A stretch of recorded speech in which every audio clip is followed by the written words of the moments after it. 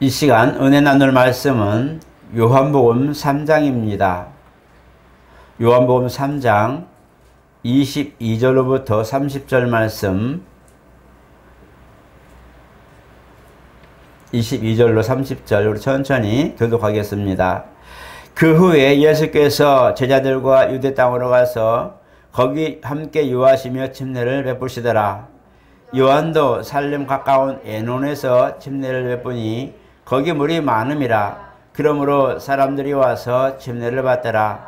요한이 아직 옥에 갇히지 아니하였더라.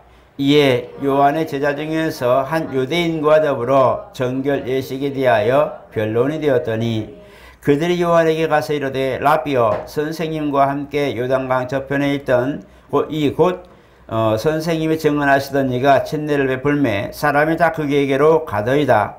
요한이 대답하여 이르되 만일 하늘에서 주신 바 아니면 사람이 아무것도 할 수 없느니라. 내가 말한 바 나는 그리스도가 아니요 그의 앞에 보내심을 받은 자라고 한 것을 증언할 자는 너희니라. 신부를 취하는 자는 신랑이나 서서 신랑의 음성을 듣는 친구가 크게 기뻐하라니 나는 이러한 기쁨으로 충만하였노라. 그는 흥하여야 하겠고 나는 쇠하여야 하니라. 아멘. 우리 한번 같이 합니다. 예수는 하나님이시다.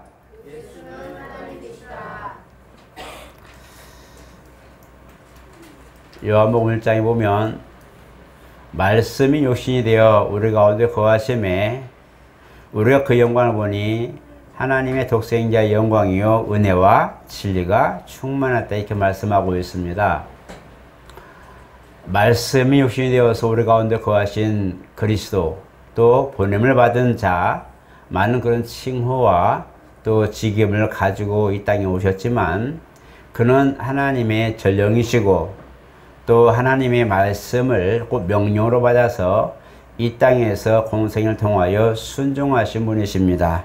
그래서 인자로 오시니 곧 참사람으로 오신 그는 우리와 같이 피도 흘리실 수 있고 또 굶주리도 느낄 수 있고 또 우리 가운데 희노애락을 느낄 만큼 모든 것들이 우리와 성정이 같은 존재로 우리에게 나타내 주셨어요. 그래서 그는 인자라고 말씀하거나 참사함이라고 말할 때에 본래 하나님 형상의 그런 형체이시지만 그러나 사람의 모양으로 나타나셔서 결국 우리와 함께 거하시고 우리 인생과 함께 사시고 또 먹고 주무시고 피곤해도 하시고 때로는 많은 것들에 마음 아파하는 일도 있었고 또 연약한 일들을 고치시며 긍휼히 여기는 마음도 우리에게 허락해 주셨어요. 그래서 우리가 예수 하면 적어도 그분에게 가면 소망이 있고 예수 그 이름을 부르면 뭔가 정말 하나님이 부르신 이들에 대하여 응답하실 것 같은 그런 기대감도 우리에게 있는 겁니다. 이와 같이 예수는 실질적으로 인자로 오신 살아계신 하나님의 아들이셨고 또 독생자, 하나님의 품속에 계신 독생자로 우리 가운데 오셨다는 거죠. 그래서 이것을 우리가 하나님의 본체의 형상이라 이렇게 말합니다. 그래서 예수에 관하여 우리가 이렇게 이제 우리는 듣고 읽고 기록된 내용들을 통해서 그가 메시아였다는 것을 알게 되는데 오늘 이 구약의 사람들, 이스라엘 사람들은 사실은 오실 메시아를 기다린 것들은 우리가 알고 있지요. 그래서 율법을 통해서 예수를 알게 하고 바로 용서하시는 예수를 만날 수 있는 길을 열어주셨어요. 그래서 하나님께서 율법을 허락하신 것은 내가 오기 전까지 이 믿음 갖고 지켜라 라고 하는 약속과 같은 거였어요. 그래서 그가 이 땅에 나타나실 때에 그냥 내가 메시아야, 내가 너희가 예언했던 오리라고 말한 그 메시아야 라고 말하지 않고 바로 증거자를 통하여서 세상에 드러나게 된 겁니다. 우리가 이 예수의 삶에 대해 보게 되면 이미 잉태하는 그 순간서부터 가브리엘 천사장을 통하여 마리아가 소식을 듣죠. 은혜 받은 자의 평안할지어다.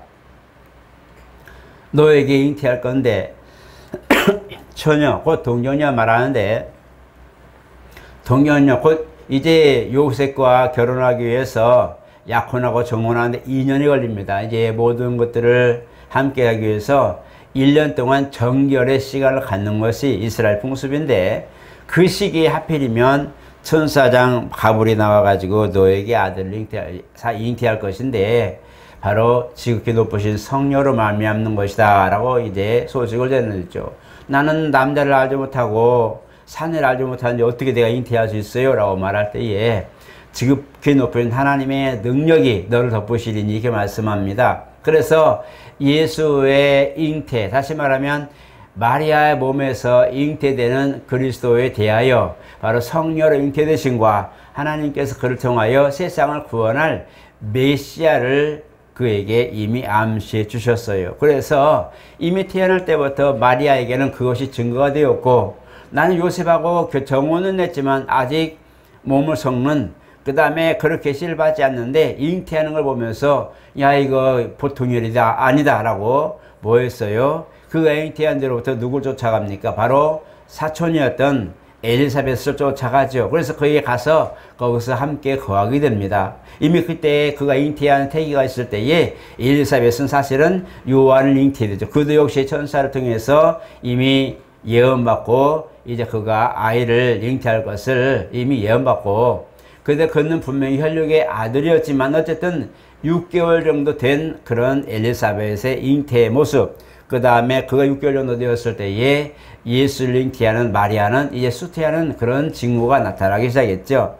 이런 상황이 되면서 메시아에 대하여 이미 잉태하는 그 순간부터 세상에 알려지게 되었고, 그 다음에 바로 오늘 이 부분처럼 바로 이제 침례 요한을 통하여 요단강가에서 침례를 베푸는데, 요한은 침례 요한이라 쓴 것은 바로 침례를 베푸는 사람, 그를 말할 때는 광야에 외치는 자의 소리 이렇게 표현되어 있어요. 이것은 이사야서에 예언된 것처럼 보라 광야에서 외치는 자의 소리가 있어, 이렇게 너희는 주에게를 평탄케 하라 라고 말씀하고 예언하고 있어요.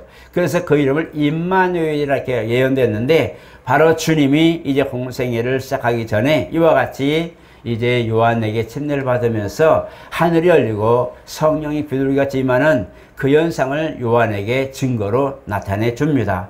그 요한은 그걸 보면서 내가 어떻게 메시아가 누군지를 알겠어요? 어떻게 내가 증거를 알 수 있겠어요? 라고 할 때에 네가 침례를 베풀 때에 그 중에 한 사람이 있을 것이니 네가 그 사람이 다가올 때에 그가 그에게 침례를 줄 때에 바로 성령이 비둘기같이 임하는 것을 보거든 그가 바로 메시아인 줄을 알아라고 이미 침례 요한은 이미 암시를 받았어요. 하나님의 그 말씀을 듣고서 이 침례 베풀 때는 이들 회개하라 천국에 가까웠다 라고 말하고, 바리새인들과 서기관들과 그 다음에 세리들, 사두개인들, 열심당원들, SNF나 많은 이제 파들이 있지만 그들이 올 때는 막 책망도 했죠. 독사의 자식들아 하고 하기도 하고, 회개하지 않으면 하고 막 그렇게 합니다.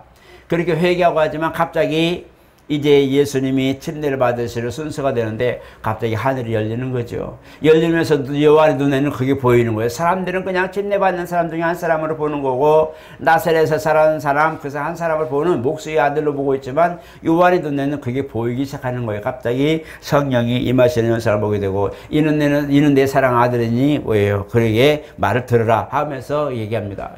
요한이 보면서 내가 당신에게 침례를 받아야 되는데 당신이 내게로 오시나이까? 요한은 보면 잘 아는 이 예수님 사촌 동생이지만, 그러나 그 하늘이 열리는 걸 보고서야 이분이 메시아였구나 라는 걸 알면서 보여요. 아, 내가 이분에게 지금 침례를 받아야 할 상황인데 내가 이분을 침례 주는 것에 어떻게 돼요? 그래서 이내 허락하라, 이것이 아버지의 뜻을 이루는 것이라고 이제 침례를 받았습니다. 오늘 이것을 보면서 요한이 원하고 요한에게 사명이 있는 건 뭐냐? 바로 메시아를 세상에 드러내는 것인데, 오늘 본문이 바로 그런 내용이에요.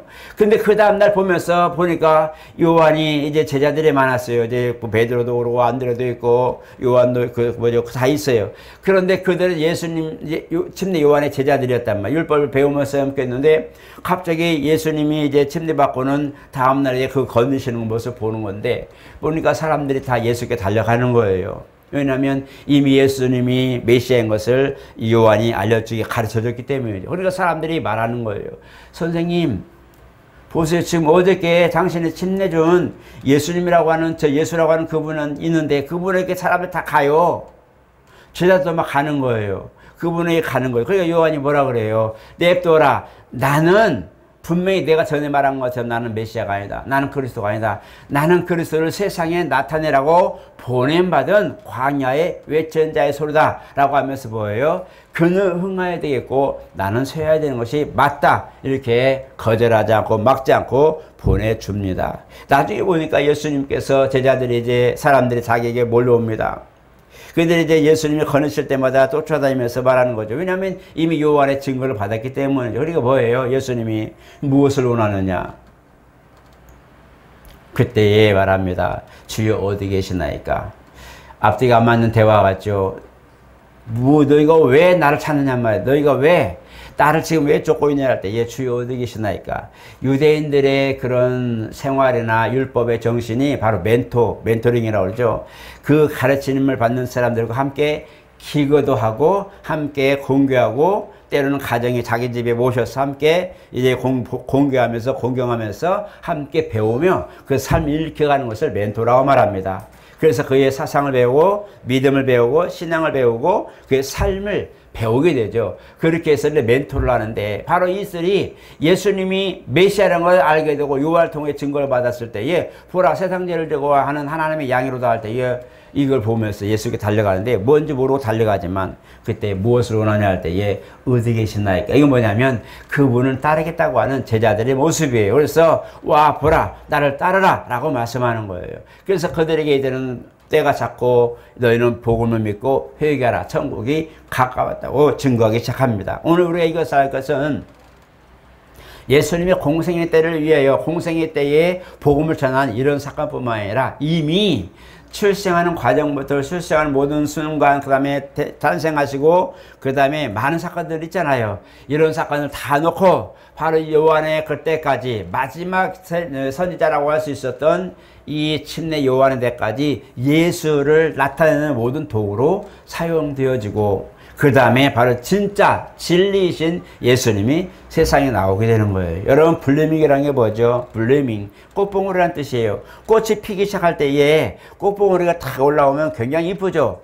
여러분 꽃이 피면 되게 이쁘고 막 그런데 꽃봉을 만져보면 단단합니다. 처음에는 그냥 조그만 풀릴 것 같은 나뭇잎 것 같은데 봉오려지고 꽃잎이 살짝 나오고 그것이 활짝 피면 정말 아름다운데 침례 요한은 바로 이와 같이 꽃봉오리에 꽃을 피우기 위하여 지금 드러내는 그걸 싸고 있는 것과 같은 거예요.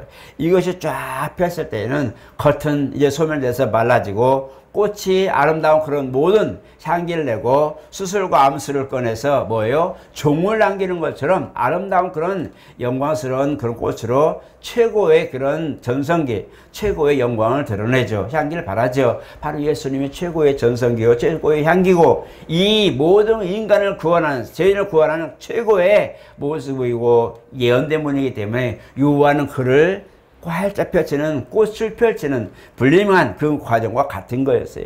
예수님이 꽃을 활짝 피듯이 펴서 이제 거기에 모든 그런 아름다운 향기를 낼 때는 이제 껍데기는 필요 없어서 다 말라서 없어지는 것처럼 떨어지는 것처럼 그는 흥해야 되겠고 나는 쇠하여야 하리라는 이 요한의 내용이 예수님을 말씀하신 거예요. 오늘 저와 여러분들이 믿는 예수는 이와 같이 우리는 우리 안에서 꽃봉오리를 내고 그 꽃을 피워드려야 되는 그분이란 말, 그 존재란 말이에요. 우리는 꽃봉오리까지 키우고 그걸 감싸고 있는 이런 껍질과 같은 거예요. 그분이 내 안에서 꽃이 피우셔야 정상입니다.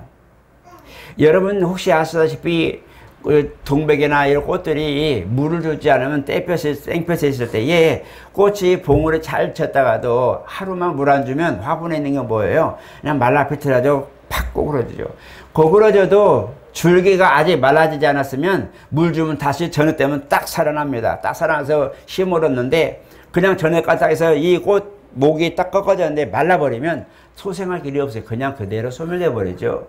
오늘 저와 여러분들이 알 것은 이와 같이 마르기 전에 그 줄기가 말라서 비틀어지기 전에 물이 올라올 만한 그런 모든 수로가 모든 그 나무 들과 식물 들은 다 있는데 이것이 붙어버리기 전에 다시 물을 주어서 생기를 주어서 다시 활짝 피게 하는 것처럼 우리는 항상 그 말씀으로 매 주마다 매 순간마다 말씀으로 진액을 먹어야 되는 거예요.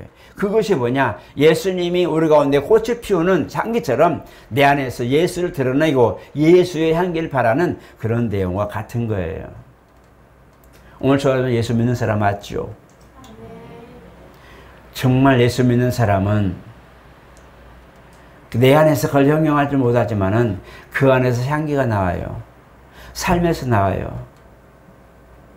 아름다운 여성들이 집에 있을 때는 편안한 곳으로 있지만 그러나 이제 아름답게 치장하고 화장하고 아름다운 옷을 입고 그 다음에 향수를 뿌려서 자기의 지나가는 모습 속에 자기가 거한 환경 속에 자기가 위치한 그런 그런 모든 공간 속에서 자기의 향기를 바랍니다. 그래서 많은 이들이 마치 그 나비가 벌이 꽃을 따다닌 것처럼 아름다운 향을 바래서 관심을 갖게 하고 그의 아름다움을 발산하는 아름다운 꽃이 되죠. 그런 것처럼 우리가 그 안에서 내 안에 있는 모든 것들을 감춰진 모든 그런 부하들이나 감춰진 믿음들이 꽃을 피울 수 있도록 우리가 그렇게 하는 것은 우리 몫입니다.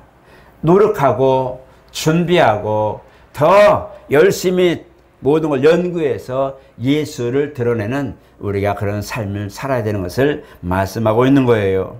오늘 저 여러분 예수를 만났다는 것은 정말 우리가 살 길을 얻었다는 거예요. 침례요한은 그를 드러내고 얼마 있다가 감옥에 갇히고 그 다음에 헤로디아의 그 살로메라는 여인이 이제 아가씨인데 그가 이제 그 앞에서 춤을 출 때에 그가 그 어머니의 사주를 받아서 뭐예요? 너에게 뭘 해줄까 할 때에 요한의 먹을 주세요 라고 얘기해요. 그래서 결국은 이제 그렇게 이슬처럼 소멸돼 갑니다. 오늘 우리가 이걸 보면서 내가 흥한다 라는 것이 아니라 내 안에 복음이 흥하고 내 안에 예수께서 흥하고 나는 쇠어야 된다. 여기 쇠야 한다고 하니까 내가 가끔 다니면 소멸되는 것이 아니라 레스 잃어버리고 내가 그것에 어떤 싸움이나 모든 걸 로스라고 그러죠. 그래서 잃어버린 지는 것 그와 모든 걸 함께 할 때 그는 올라가고 나는 내려가고 그 모든 대결에서 봤을 때 그는 이기고 나는 패한다는 패자가 되는 거예요. 승자와 패자의 모습이에요. 그래서 그는 같은 삶을 살고 같이 있지만 똑같이 시작하고 똑같은 하나님의 말씀 천사 통하여 잉태되고 천사의 모든 예언을 통하여 모든 것들이 섭리로 이렇게 모든 세상에 나왔지만 하나는 쇠하여 가는 모습이고 하나는 흥해 가는 모습이에요. 쇠하여 가는 모습은 율법의 모든 마지막 선지자로서 율법을 마무리하는 것입니다. 율법이 이제 모세로 말미암아 신의 사장 주신 전사로 말미암아 준 율법이지만 모든 것들이 흥왕하고 왕성해서 이스라엘 모든 사람들이 그 법으로 살았어요. 자긍심을 가지고 긍휼을 가지고 하나님의 섭리라는 그런 놀라운 긍휼을 가지고 그렇게 그 믿음으로 살았어요. 그런데 이 모든 율법을 가지고 살았던 율법 안에 있는 모든 이들을 마무리하고 뚜껑을 덮고 보따리를 이제 끈으로 묶어서 딱 봉해 놓는 것처럼 침례 요한은 바로 이와 같이 그는 흥하고 나는 쇠어야 할 때에 이 부분에 대해 쇠한다고 할 때에 그의 삶도 물론 쇠하는 보는 비유가 되어 있지만 그러나 이 모습은 뭐냐면 바로 율법의 용무가 뭐냐 바로 예수를 세상에 드러내는 것인데 바로 예수를 드러내는 이 사건으로 말미암아 율법의 용무가 마무리되는 사건이 침례 요한의 요단강 침례 사건이에요. 그렇기 때문에 요한의 그런 침례와 그 예수를 드러내는 사건으로 말미암아 완료되는 건 뭐냐? 예수께서 세상에 오심으로 말미암아 율법의 마침이 되는 거예요. 예수는 율법의 마침이 된다. 모든 세상, 모든 사람들의 의를 위하여 율법의 마침이 되셨다고 말한 것은 침례 요한까지에 있었던 그 믿음으로 예수를 드러내려고 하는 블루밍, 꽃봉오리에 싸고 있는 껍데기처럼 예수를 세상에 드러내기 위하여 그 모든 걸 준비된 과정이 한 2000 몇백 년 됐는데 이 과정이 마지막에 꽃을 피우고 마지막에 딱 피우는 결정적인 것이 뭐냐? 바로 요한의 침례란 말이에요. 이것이 이제 세상에 드러내고 그 다음에 예수의 공생애가 시작되면서 율법은 자연스럽게 마무리가 되고 완성이 되는데 이게 뭐냐? 율법은 침례 요한의 죽음으로 말미암아 마지막 선지자, 마지막 외친 자의 소리로서 율법의 모든 것들을 봉해주고 예수에 소속돼 버립니다. 그래서 복음이 이제 율법을 포용하는 것은 바로 이와 같은 거예요. 복음이 먼저 있는데 우리가 율법이 먼저 있어서 그 다음에 예수 복음이 왔다고 얘기하거든요. 많은 이들이 율법이 먼저 오고 그 다음에 복음이 늦게 왔다고 얘기하는데 그렇지 않습니다. 우리가 정말 나중에 아브라함에 대해서 공부할 때 알겠지만 이미 아브라함은 할례를 받기 전부터 이미 약속의 그 믿음을, 말씀을 믿고 하나님의 약속을 믿어서 의로 인침받은 사람이에요. 그러니까 율법을 가지고 할례를 행하고 그 다음에 믿음을 의로 인정받은 것이 아니라 할례 행하기 전에 이미 하나님이 그에게 말씀을 믿으니 그 믿음을 의로 여기신 바 된 이 사건이, 그러고 나서 온 가솔들, 자기뿐만 아니라 온 가족들에게도 할례를 베푼 사건은 그 다음 사건이에요. 그렇기 때문에 율법이 있기 전에 이미 믿음을 인정받은 거예요. 그러니까 복음이 먼저 온 거예요. 먼저 복음이 오고 이 복음으로 실체가 오기까지, 아브라함에게 약속했던 복음의 의가 실체로 메시아가 오는 세상에 드러내기까지의 과정에 너희는 이 믿음으로 살아라고 율법을 주신 거란 말이에요. 그러니까 이 아브라함에게 약속하신 그 율법의 실체가 바로 그리스도인데, 이분이 요한을 통해 딱 드러나고 나니까 율법은 용무가 이제 다 완성이 된 거예요. 마치 뭐라면 임무 완성이에요. 아시겠죠? 그 율법은 임무 완성이 됐어요. 요한을 통해서 복음이 싹 세상에 드러나고 예수가 싹 드러난 순간에, 예수의 그 모든 실체가 드러난 순간에 아브라함에게 약속했던 이 부분, 아브라함 나올 나의 때를 보고 기뻐했다고 말하잖아요. 주님 말씀하신 거예요. 그러니까 그 믿음이 살아있는데 그 믿음의 실체가 오고 세상에 드러난 순간 율법은 용무가 마침이 되는 것이기 때문에, 그래서 주님은 율법의 완성이 되는 것이 맞는 거예요. 그래서 이런 것이 되고 이제 복음의 시작이라고 말할 때, 바로 예수는 이와 같이 하나님의 정권을 가지고 실질적으로, 그냥 율법을 통해 내가 이렇게 할 거야 저렇게 할 거야는 예언적, 미래적 이 얘기가 아니라 나를 믿으면 산다라고 정확하게 말씀하고 있어요. 현재적이에요.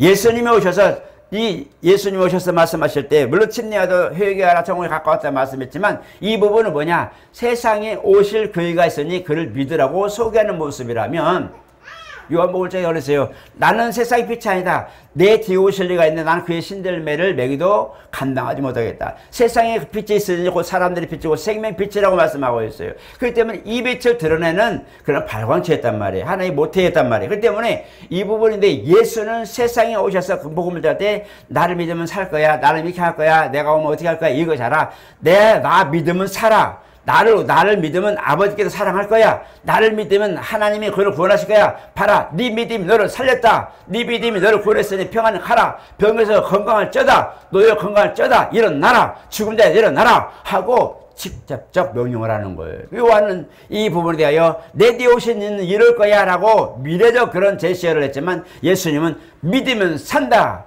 병 고치게 일어나라. 네 믿음대로 되라. 한 가지도 내가 그렇게 얘기할 테니까 아버지께 도와주실 거야 이렇게 말하지 않았어요. 그냥 그 믿음대로, 네 믿음대로 되라. 안심하라. 네 이제 고침 받았다. 네 죄 사함 받았다. 평안히 가라. 그냥 직접적 얘기합니다. 그러니까 예언된 그런 내용과 실질적 그런 주인공이 오신 이 사건으로 말미암은 것은, 하나는 간접적 영향이지만 이전 직접적 영향으로 예수 만난 사람은 그 자리에서 아버지를 알게 되는 것이고, 그 믿는 사람은 바로 하나님의 사랑을 받는데 앞으로 받을 거야 이것이 아니라 그 자리에서 역사가 동시에 일어나는 거예요.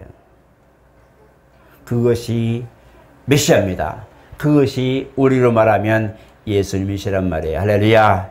그분이 오늘 세상에 나타나는, 드러내는 사건이 똑같은 요셉의 아버지 요셉과 그 다음에 엄마 마리아와 동생들 이제 야고보도 있고 이제 다 있지만, 그러나 성령이 된 이 사건은 마리아만 하는 거예요.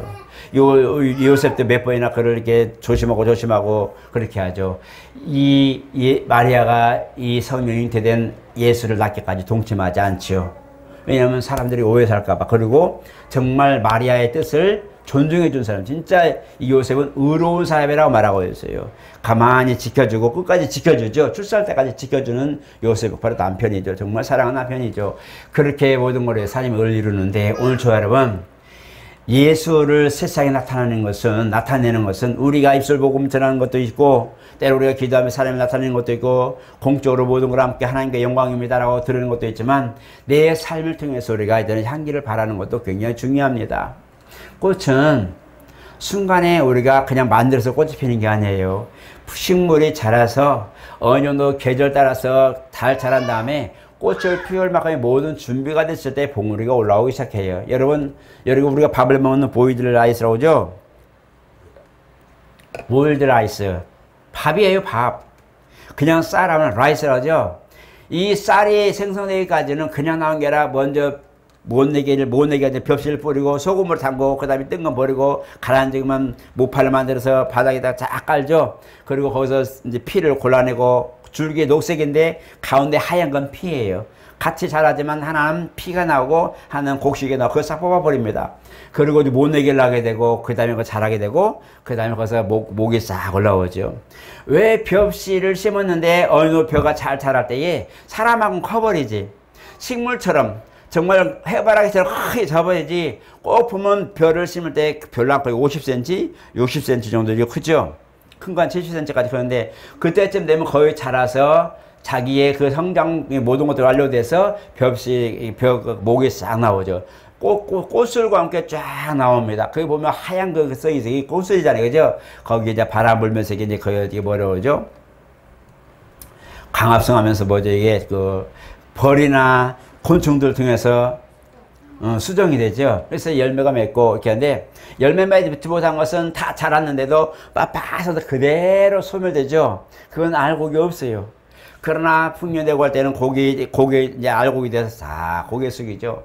그게 바로 꽃이란 말이에요. 이것을 사람들은 수확해서 방아를 뜯고 음식으로 이제 섭취하게 되죠. 이런 것처럼 기간이고 때가 있는 거예요. 사람들이 원하는 것은 줄기나 모든 것들이 있지만 그러나 결국은 열매를 거두는데 바로 이 모든 줄기들이나 이런 것들이 있을 때에 환경을 통해서 알곡이 나왔을 때 이것은 하루아침에 된 게 아니라 몇 달에 걸쳐요. 한 3, 4월 달 이런 거는 5월 달 정도 늦은 거 5월 달 정도 하는데 9월 달 이상 지나게 되면은 이제 처음 이제 수확을 하기 시작하고 11월, 10월 말 정도까지는 거의 수확이 끝납니다. 그래서 그런 부분까지 몇 달 동안 농부가 기다려주는 것처럼 우리가 신앙생활하면 하나님의 우리가 향기를 바란다 할 때 그냥 갑자기 예수 믿어 활짝 그게 아니라는 거예요. 갑자기 자라나더니 그냥 요나에게 있던 박농꽃처럼 하루아침에 훌쩍 자랐다가 훌쩍 소멸되는 게 아니라 그만큼 기다리고 때로는 물도 빼고 물도 넣고 또 그 다음에 다 두렁도 다 이제 그렇게 단단하게 해주고 방수나지 않도록 해주고 얼마나 나는 노력이 있는 게 뭐냐. 우리도 신앙생활하면서 많은 노력이 있고 모든 그런 연단들 다 거치는 것들이 바로 자라나는 과정이에요. 이런 것들이 지난 다음에서야 내가 어느 정도 성장해서 맞아 이것도 아니면 해야 내가 지나온 걸 보니까 그래 진짜 그때는 죽을 것 같았는데 맞아 지금 생각하니까 진짜 하나님 은혜였어. 그때 그런 것이 없었더라면 내가 하나님 어떻게 더 알았을까? 내가 그런 어려운 상황이 없었으면 내가 하나님한테 기도나 했을까? 아마 다시 기도도 안 했을 것 같아. 하나님의 은혜로 모든 것들을 다 지나온 걸 보고서야 아 내가 진짜 하나님의 은혜로 살았구나. 나는 그때 내가 모든 걸 한 것 같지만 이것도 하나님의 은혜였구나 라는 것을 고백하면서 진실한 마음에서 고백이 나오면 이게 바로 진짜 행기를 바라는 거예요. 그래서 어른들이 어린아이들이 뭐 성격이 오르고 아이들 아직 그런 게 절단이 없기 때문에 왔다 갔다 하지만 이제 50대 되고 60대 되고 정말 어른이 되었을 때는 겉은 말 잘 안 하죠. 정말 그걸 보면 인생에서 나오는 말이 나오는 거예요. 그럴 수도 있는 거야. 괜찮아. 시간 지나면 그냥 다 묻어지듯이 없어져. 이런 말이 쉽게 그냥 내 사정을 몰라서 그래. 지금 내가 어떤지 몰라요. 그런 게 아니라 이미 다 겪어본 사람들 보면 지금 힘들겠지만 조금 지나면 아무것도 아니다. 그냥 그렇게 지나가는 것을 보면 바로 이게 뭐냐. 이것은 어른들만이 할 수 있는 얘기는 뭐냐. 인생의 꽃이 이미 피었기 때문에 피는 과정을 다 겪어봤기 때문에 꽃 피우기까지 얼마나 힘들다는 걸 알기에 그런 말을 하는 거예요. 여러분들 어르신들이 노인들이나 권사님들이나 집사님, 장로님들이 여러분들에게 뭔가 조언할 때에 감사함으로 받으시기 바랍니다. 인생에서 나온 경험은요, 연륜은요, 이건 어떻게 해볼 수가 없어요. 연륜이라는 것은 사람이 젊을 때는 들을 거야. 엄마는 왜 이렇게 나보다 몰라? 20세가 지나면 다 그런데요. 자녀들이 배웠잖아요. 부모는 못 배워도 자녀들 배웠잖아요. 엄청 고용률이 강했잖아요. 그러니까 뭐예요? 우리 엄마랑 아버지는 내가 말하면 못 알아들으니까 예 알았어요 이러고 끝난다고 그러죠. 엄마 더 이상 하지 마. 나 다 알거든. 이런다고 그래요. 부모를 무시하니까 부모는 속에 사는 거예요. 저놈이 저게 아닌데 어째 제가 그랬고 라고 하지만 성장했다는 내용이 하나죠. 성숙했기 때문에 그렇지만 그러나 자녀들은 부모의 말이나 어른들의 말을 귀를 잘 담아 들어야 돼요. 가다 보면 그게 생각나. 아 그때 이랬지. 우리 엄마가 그때 뭐라고 말했지. 그때 그 누가 목사님이 이렇게 말씀했는데 그때 뭐라고 그랬지? 그게 찾게 된다고 그러죠. 뭐냐? 어른들의 말은 귀담아 들어오세요. 왜? 하나도 버릴 것이 없다고 그랬기 때문에 그래요. 그건 뭐냐? 그만큼 쌓이고 쌓여서 내공이 쌓이고 연륜이 쌓이면서 꽃을 피워봤기 때문에 과정을 알기 때문에 그걸 조심하고 알려주는 거예요. 그러나 우리는 젊을 때는 모르잖아요. 아직 안 피워봤기 때문에 모르는 거예요. 그런 것처럼 예수의 향기를 나타내고 세상에 나타나는 것은 이렇게 신앙이 연륜이 있고 내가 이것도 보고 다 봤는데 정말 하나님 은혜는 우리 가운데 항상 내 안에 있더라. 내가 없는 것 같고 있어도 아니면 있는 것 같고 내가 화날 때나 떠는데 힘들 때나 아플 때나 모든 걸 보니까 지나고 나니 하나님 은혜는 내게 항상 있더라는 것도 고백이 나오는데 이게 바로 꽃입니다. 오늘 저 여러분 그런 신앙 고백이 내 안에 나왔으면 좋겠어요. 진실한 신앙 고백, 진실한 그 마음에서 나오는 그런 사랑이 있으면 좋겠어요. 우리가 이제 부모를 보면서 노인이 되고 70대고 80대 노인을 어머니를 부모를 보면서 느끼는 게 뭐냐면 굽어지고 주름해 가고 얼마나 이뻤겠어요. 얼마나 아름다웠겠어요. 오늘 저와 보면 부모님들 얼마나 아름다운 걸 알게 되잖아요. 그러나 그걸 다 똑같은 세월 지나고 정말 꼬부랑되고 그냥 그렇게 있을 때에 그 모습 보면서 생각하는 거예요. 아, 우리 부모님이 이런 상황에 이제 이렇게 되었구나 하고 돌볼 마음이 생기고 안타까운 마음이 생기고 이제는 뭐예요? 내가 부모를 모시고 이제 내가 부모를 이제 뭐예요? 섬겨야 할 사랑으로 바뀌는 거. 이게 뭐야? 이제 나도 어느샌가 어른이 됐겠다는 말이죠. 그래서 이제 나보다 어린이들이나 나보다 여린 분들, 나보다 나이 노쇠하고 힘없는 분들을 돌아볼 줄 알고 또 우리가 존경할 줄 알고 공경할 줄 아는 것은 내가 그만큼 성숙했기 때문에 그렇다는 거예요. 그러니까 그럼 오늘 저 여러분 예수를 세상에 드러나는 게 또 똑같은 거예요. 줄 거야 말 거야. 하나님 있어 없어 이것이 아니라 오늘 뭐를 받으라. 오늘 내가 힘든 거지만 하나님 없는 걸 아니니 하나님 그나마도 감사합니다. 오늘도 이렇게 해주셔서 감사합니다. 오늘도 일할 수 있어 감사합니다. 오늘도 내가 뭔가 할 수 있어 감사합니다. 오늘 또 예배할 수 있어 감사합니다. 모든 것들이 이런 향기로서 나오는 거예요. 여러분 플라워에서 꽃이라고 말하자면 꽃은 엄청나게 종류가 수백 가지 수천 가지죠. 심지어 들풀에 그 돌 사이에 시멘트나 그런 거 쌓인 그 아스팔트 도로길에 쬐끄만 거 정말 한 5cm도 안 자란 데서 꽃이 살짝 피는 걸 보세요. 그 뜨거운 땡볕에 타 죽을 것 같은데도 그 속에서 꽃을 피우는 식물 보세요. 그런 거예요. 작거니 크거니 상관없이 그 안에서 자기의 향을 바라는 그 모습 보면 인간도 똑같은 거예요. 인간꽃이라고 하죠. 인꽃이라고 하죠. 정말 우리는 예수의 꽃이 내 안에서 만발하시고 정말 내 안에서 예수의 향기가 좀 만발하게 향기를 바라고 예수의 냄새가 나고 예수가 우리 가운데 드러날 수 있도록 우리 신앙생활 정말 승리자의 삶 그리고 예수를 나타내는 삶이 되시기를 예수 이름으로 축복합니다. 거룩하신 하나님, 우리는 우리 삶을 삽니다. 누가 뭐래도 나는 나의 인생을 살고 우리 인생은 우리 것이고 책임을 지고 살아갑니다.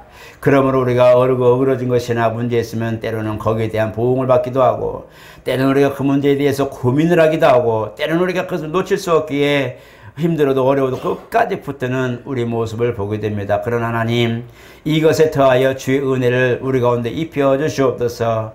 주님이 살아계셔서 모든 것들의 꽃의 향기가 되시고 열매가 되신 것처럼 이 모든 일들과 연단과 모든 길들의 열매가 되어 주시옵소서. 그리고 하나님, 이 속에서 우리 노력하지만 고민하지만 힘들게 모든 걸 최선을 다하지만 그 속에서 주의 역사를 나타내 주시옵소서. 그러므로 완성하여 우리가 허리를 폈을 때에 눈을 들어 산으로 보았을 때 이것도 하나님 은혜로다 고백할 수 있는 신앙 고백이 우리 마음의 진실에서부터 나오게 도와주시옵소서. 우리 모두 하나님 이와 같이 주님을 인정하고 아버지의 사랑을 우리가 듬뿍 받고 우리의 그 하늘의 소망을 가지고 상을 쌓을 수 있는 아름다운 삶의 여정이 되게 도와주시옵소서. 예수 이름으로 축복하며 기도드리옵나이다. 아멘.